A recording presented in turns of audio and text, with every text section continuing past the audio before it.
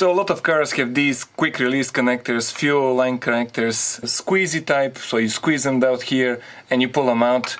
And they're called quick release connectors, but most of the times they're not that quick release at all. That one is pretty easy because you can squeeze down here, but that one is pretty difficult. You can only put one of your finger there and you can't put anything else, and it's very difficult to get out. So here's a quick tip what you can do to get these out.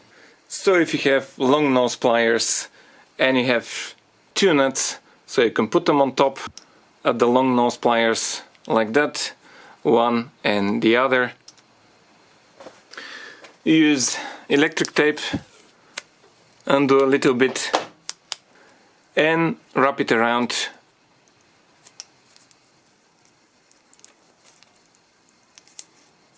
Doesn't need to be perfect. And do for the other one.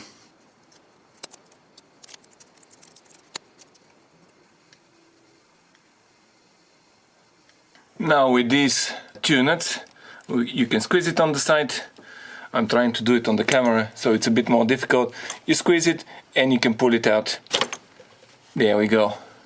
And that works quite well for that one, but for the other one you can't put it inside because the nut is too big. So basically what I'll do, I'll remove one of the nuts.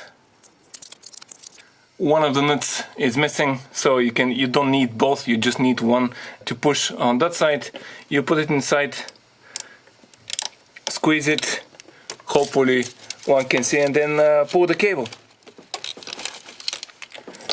The quick release connection, and there we go. That's also out. So just from one side and put it out. So this is my quick tip how to get to these quick release connectors. Hopefully somebody found it useful. Thank you very much indeed for watching.